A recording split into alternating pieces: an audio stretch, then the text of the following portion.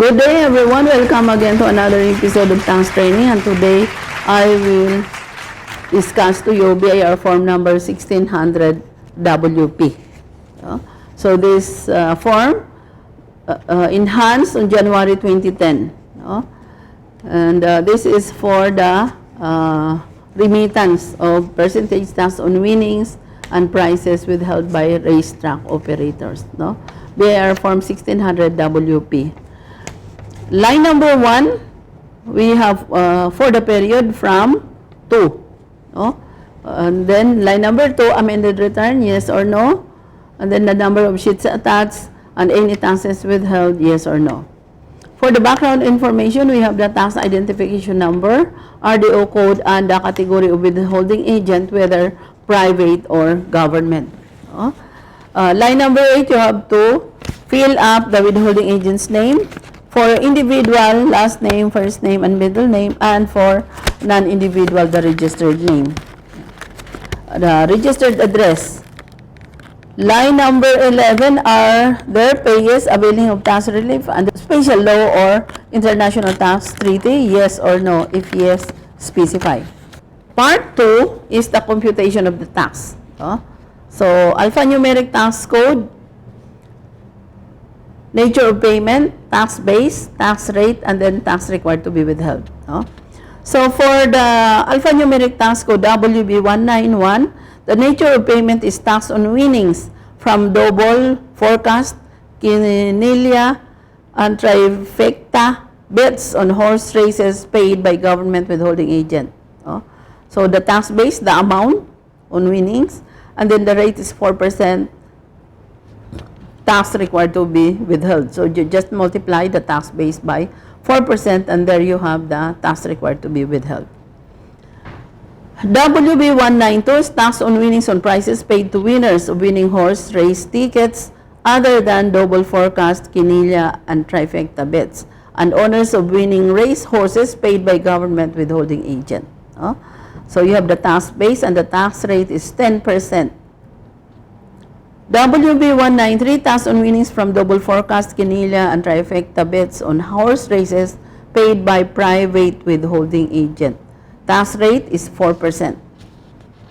WB194 is tax on winnings on prices paid to winners of winning horse race tickets other than double forecast, quinilla, and trifecta bets, and owners of winning race horses paid by private withholding agent. Tax rate is 10%. So you have to total the tax required to be withheld and remitted, and then if there is already a previously filed return, if this is an amended return, then you have to claim. And then you have the total still due over remittance, add penalties, surcharge, interest, and then compromise. And then we have the total amount still due over remittance, sum of items 14 and 15D. So for late filers with over remittance, extend amount of penalties, item 15D to 16. If over remittance, mark 1, box only, to be refunded, to be issued a tax credit certificate. So you have to choose only one option.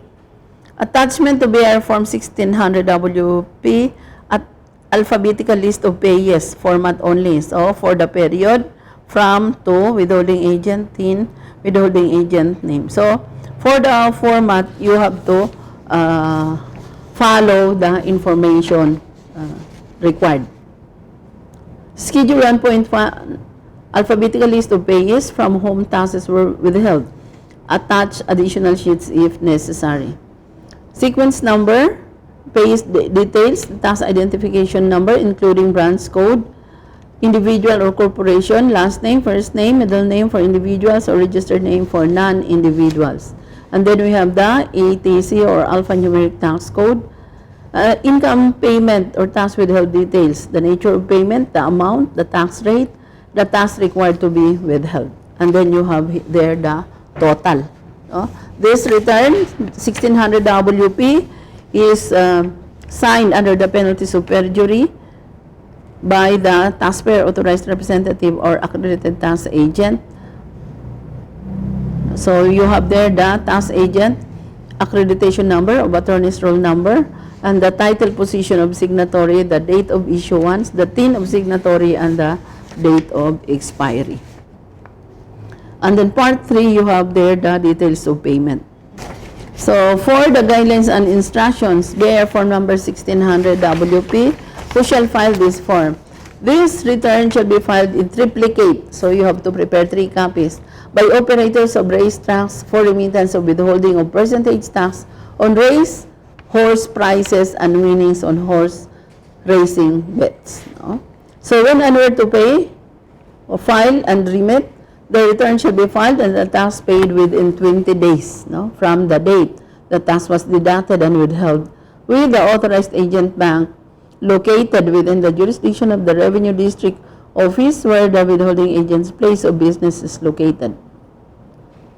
In places where there are no AEBs, the return shall be filed and the tax paid with the Revenue Collection Officer or the duly authorized city or municipal treasurer within the jurisdiction of the RDO where the withholding agent's place of business is located, who shall issue revenue official receipts form number 2524 therefore. Where the return is filed with an AAB, taxpayer must accomplish and submit BIR prescribed deposit slip, which the bank teller shall machine validate as evidence that payment was received by the AAB. The AAB receiving the tax return shall stamp mark the word received on the return and also machine validate the return as proof of filing the return and payment of the tax by the taxpayer respectively. The machine validation shall refer to the date of payment, amount paid, and transaction code, the name of the bank, branch code, teller's code, and teller's initial. Bank debit memo number and date should be indicated in the return for taxpayers paying under the bank debit system. A taxpayer may file a separate return for the head office and for its branch or place of business, or a consolidated return for the head office and all the branches except in the case of large taxpayers where only one consolidated return is required. For electronic filing and payment system AFP as taxpayer, the deadline of electronically filing the return and paying the tax due therefor thereon shall be in accordance with the provisions of existing applicable revenue issuances. Penalties. There shall be imposed and collected as part of the tax a surcharge of 25% for each of the following violations: failure to file any return and pay the amount of tax or installment due on or before the due date, unless otherwise authorized by the Commissioner, filing a return with a person or office other than those with whom it is required to be filed. Failure to pay the full or part of the amount of tax shown on the return or the full amount of tax due for which no return is required to be filed on or before the due date. Failure to pay the deficiency tax within the time prescribed for its payment in the notice of assessment. A surcharge of 50% of the tax or of the deficiency tax in case any payment has been made on the basis of such return before the discovery of the falsity or fraud for each of the following violations: willful neglect to file the return within the period prescribed by the code or by rules and regulations, or in case a false or fraudulent return is willfully made, interest at the rate of 12% per annum under the train law, or such higher rate as may be prescribed by rules and regulations on any unpaid amount of tax from the date prescribed for the payment until the amount is fully paid. Compromise penalty. Violation of withholding tax provisions by a government officer.